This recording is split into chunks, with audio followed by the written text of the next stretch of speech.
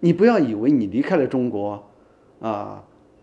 就完全擺脫了中共的控制，就進入自由了。由於中共這個巨大的存在，而明明到了自由社會，也不能獲得完全的自由，這麼一種狀態，我把它叫做亞流亡。你既然生活在海外，對，不要一天到晚去追中共宣傳部所制定的那樣一套電視連續劇，對，那現在中國人財大氣粗，對，那而且中國人的社群也大了。來了以後，可能就不再和本地的其他的社群這個互動程度減低了很多，做事的習慣，這個生活的這樣一個風格，都帶到這邊來了。帶到這邊來呢，我覺得就是說，在這個意義上呢，整個華人族群呢，它比原來更中國化了。那麼共產黨呢，它有一套改造人的這樣一個願景，那麼它會塑造共產主義新人。那麼反過來呢，就是說，我們可以從塑造共產党所不喜歡的人格這個角度來，就是說，我們重塑我們自己。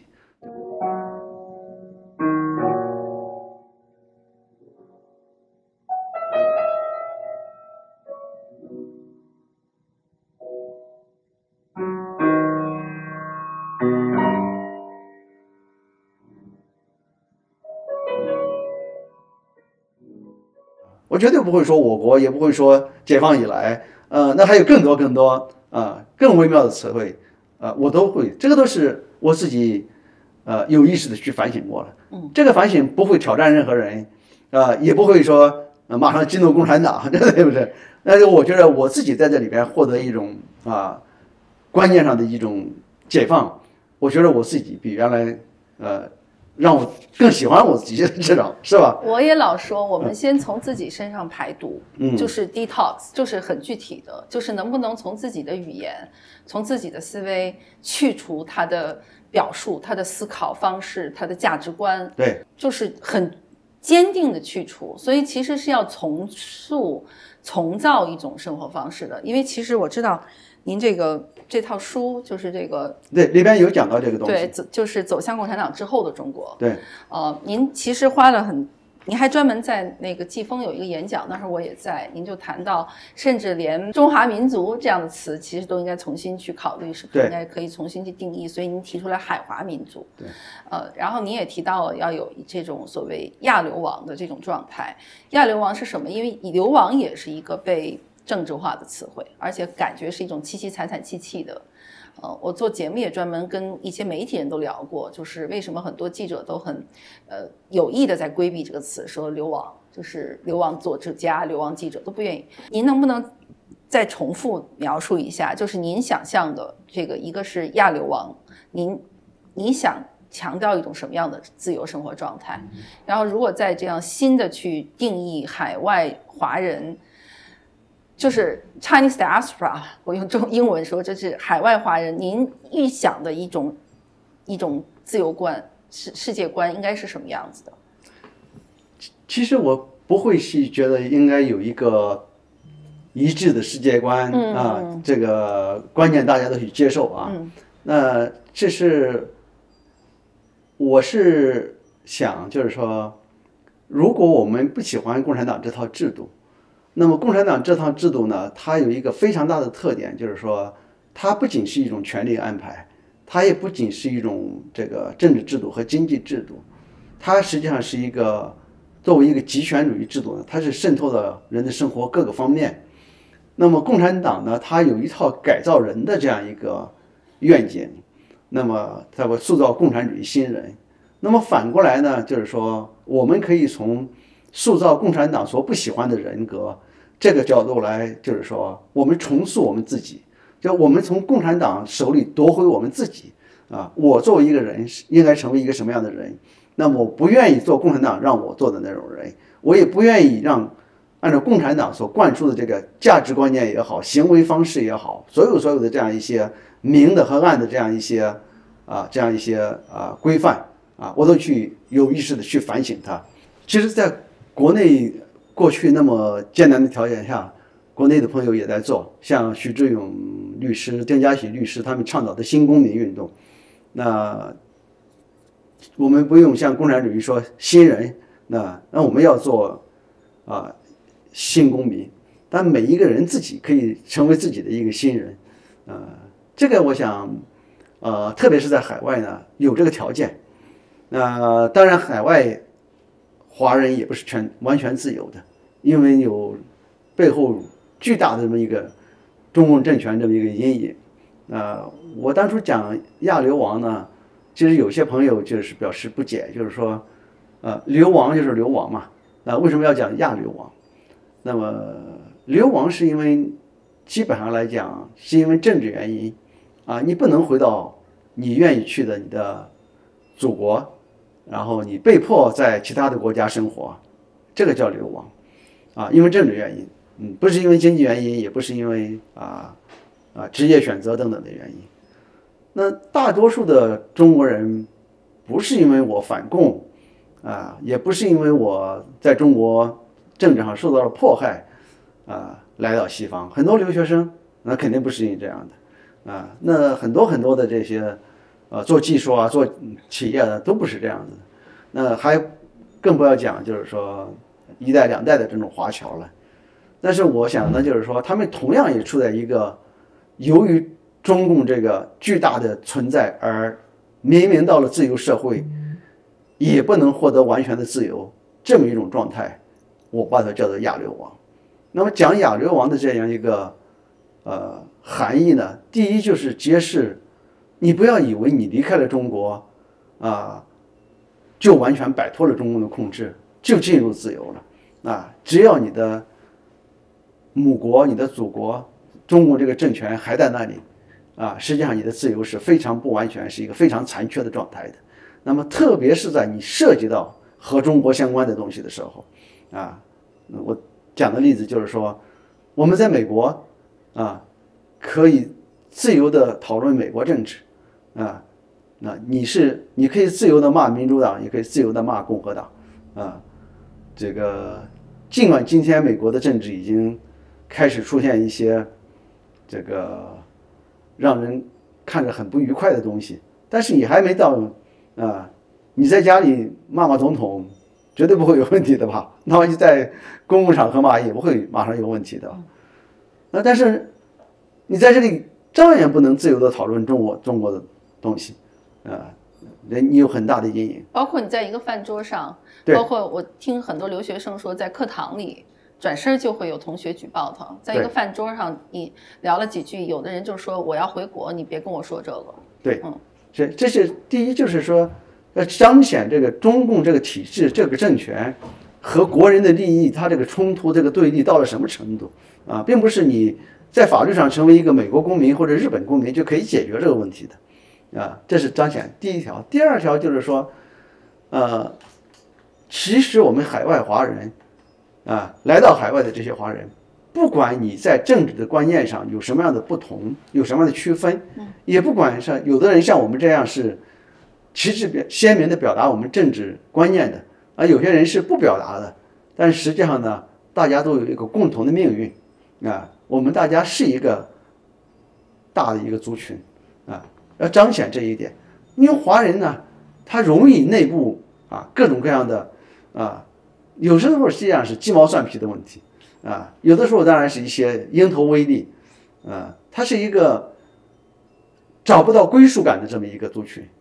結果呢就老是回到中國去找歸屬感。那中國是在中共控制下，那這個歸屬感最後就找到中共那裡去了那你在海外不能夠作為一個族群獨立存在，我在這個族群裡邊有成就感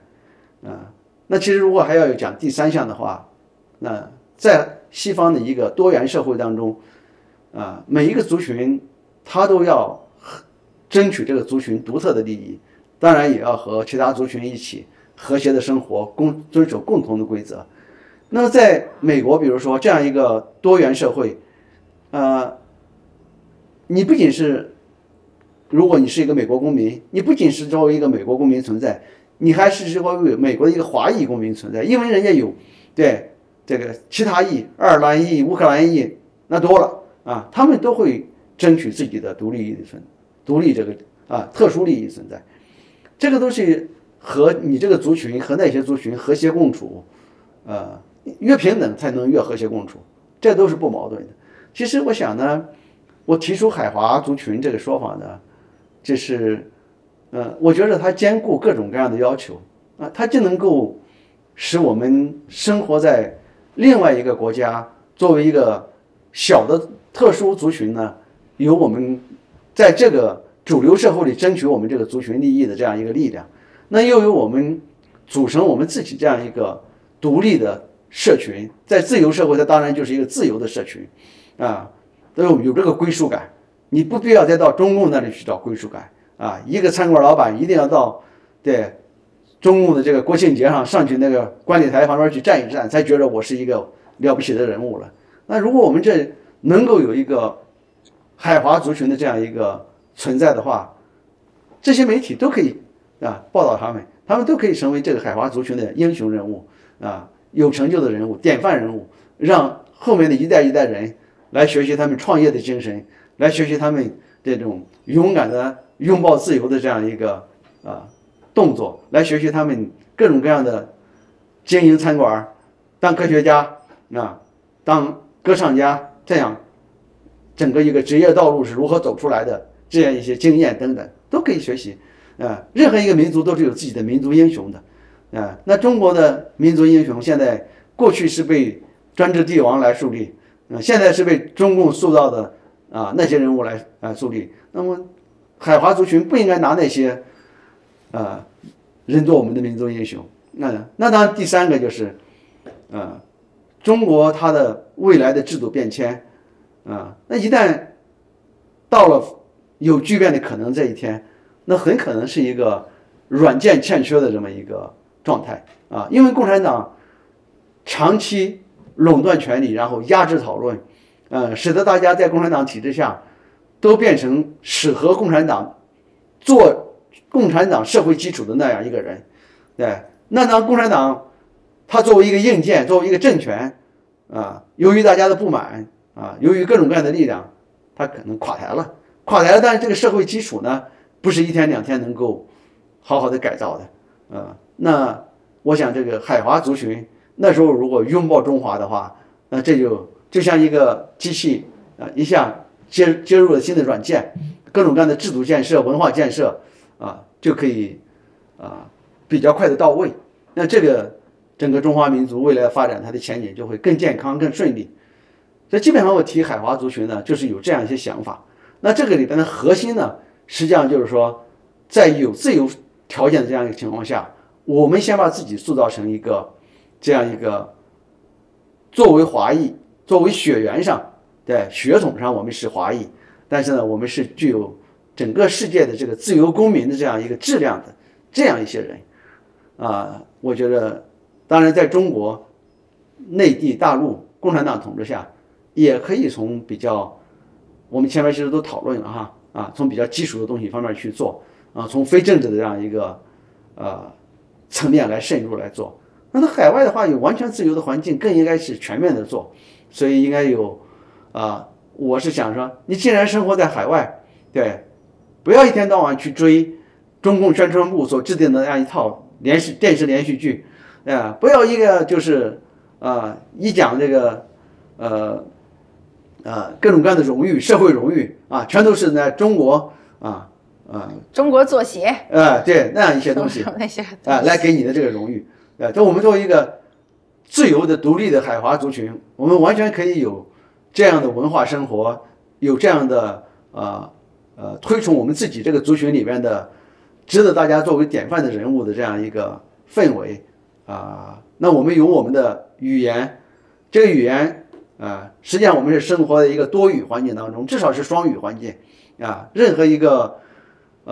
生活你的所在國你都要有所在国的一个至少一个語言，有的國家可能不止，加拿大至少法語和英語對英語和法語兩個官方語言你如果在比利時那等等多了那還有我們的華語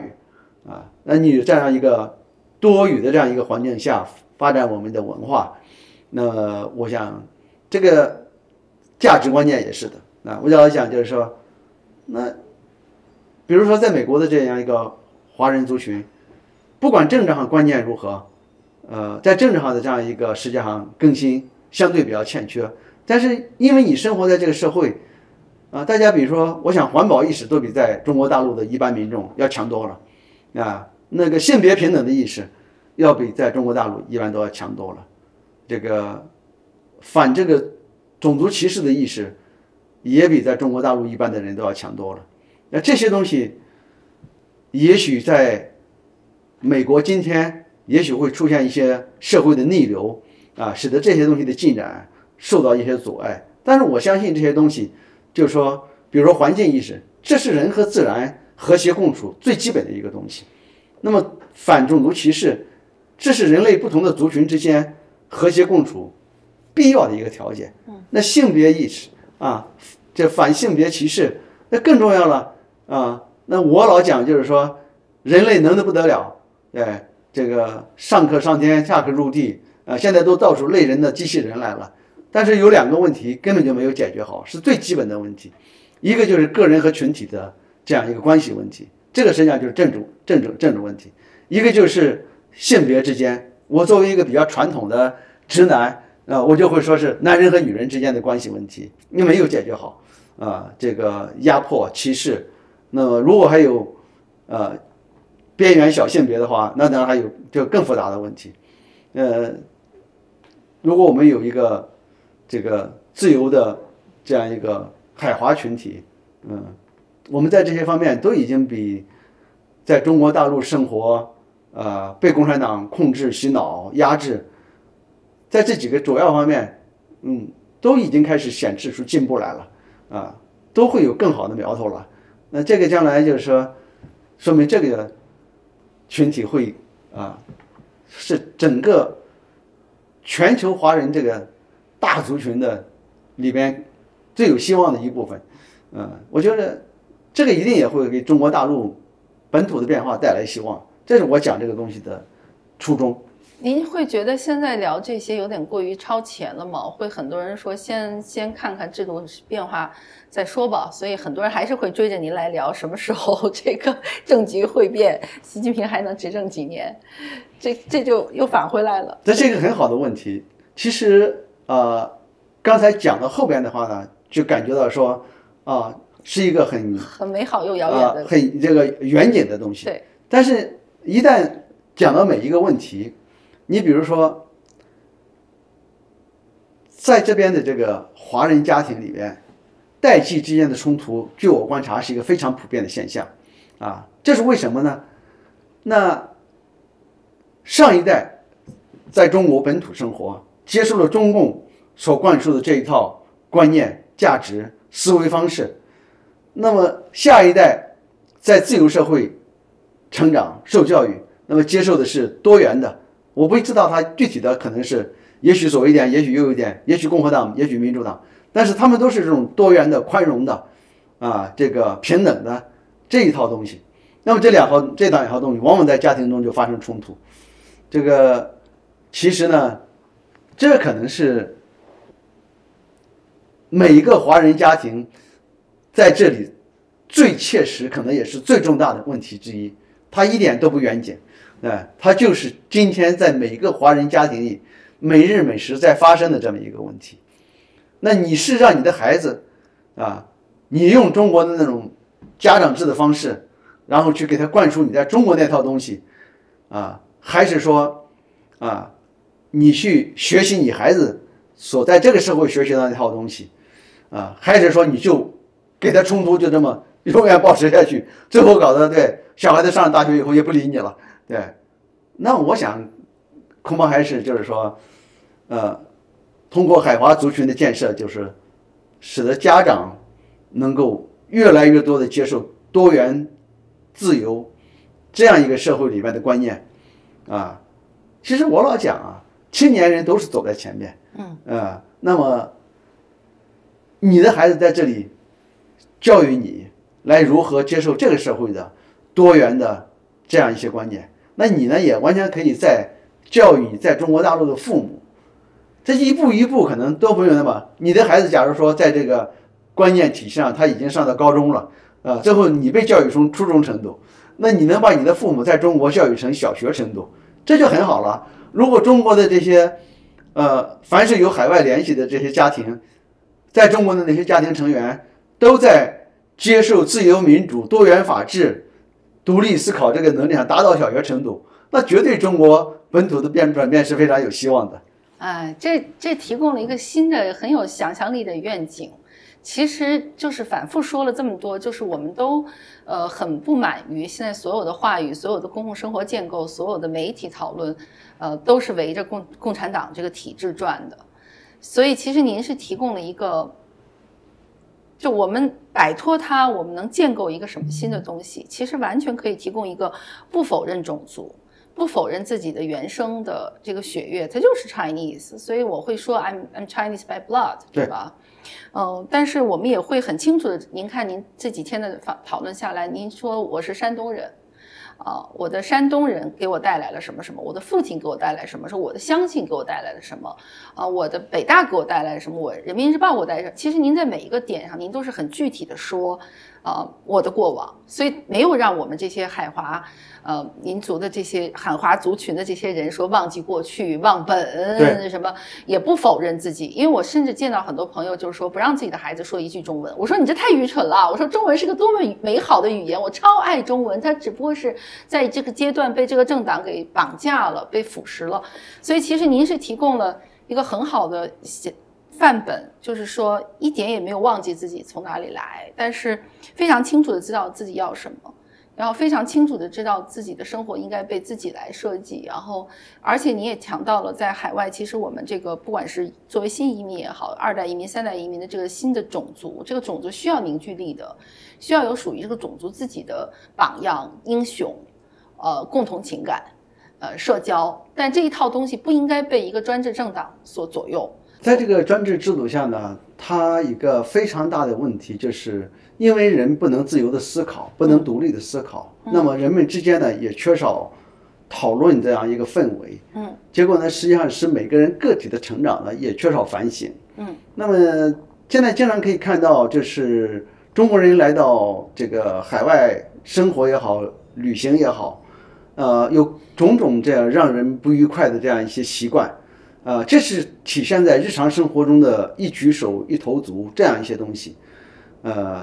前天晚上，對，我去吃飯，就在我旁邊一個鄰桌，那個飯館是非常高級的飯館。對，我們那天晚上是有一個有錢人請客，對，一個菜都是200多美元、300多美元，好有钱的，好有錢啊！对，但是旁邊那个人呢，吃飯的人肯定都是有錢人嘛，對，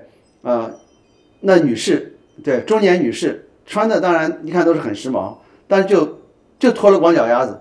對，她鞋就放在旁邊，光着個腳丫子，然後伸在那裡，在那裡坐在那裡吃這種高級餐館，對，這個你說他是共產黨教他的，也不是，對，我也沒看着習近平就是在這邊大會堂開會，光着個腳丫子伸到那個桌子上去了，但是就是因為共產黨這個體制，他人不能不反省自己。對，就是剛才講的，一切就是聽共產黨的，一切聽共產黨。共產黨沒說不好的東西，那我想怎麼做怎麼做。對，這個中國人飯桌上的各種各樣的陋習，這個當然就是說我要講這個好像知黑但是我想呢，一個民族只有不斷的反省自己才會進步。